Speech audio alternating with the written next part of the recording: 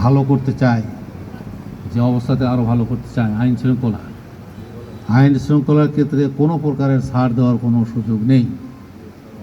এখানে ওসি সাহেব আছেন, আমি ওনাদেরকে বারবার বলছি, আইন শৃঙ্খলা, মাদক, জুয়া যে বিষয়গুলো আছে সমাজের বাইরে, ওনারা আইন অনুযায়ী দায়িত্ব পালন করবেন। এক্ষেত্রে সরকার সবসময়ই তাদের পাশে আছে, থাকবে। একইভাবে উন্নয়ন, দরিদ্র মানুষের কাছে যেন সম্পদগুলো পৌঁছে যায় এবং সেই ব্যবস্থাগুলো সৃষ্টি করা হচ্ছে।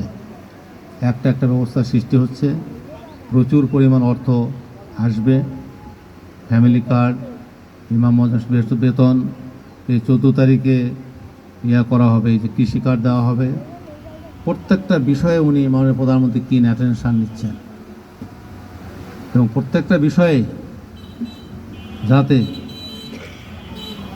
মানুষ স্বাচ্ছন্দ্য পায়, নাগরিক অধিকার যেন প্রতিষ্ঠিত থাকে, সরকারি অফিসগুলোতে যেন মানুষ সেবা পায়, জনপ্রতিনিধিরা যেন তাদের দায়িত্ব সুষ্ঠুভাবে পালন করে, সরকারি সম্পদ যেন সুষ্ঠুভাবে বিতরণ হয়, এই কাজগুলো করে যাচ্ছে। ওনার নেতৃত্বে মন্ত্রিসভার সদস্যরা যার কাজের বিষয়ে তারা সচেতন, সক্রিয়। আমি শেষ করি, আজান বোধহয় হচ্ছে।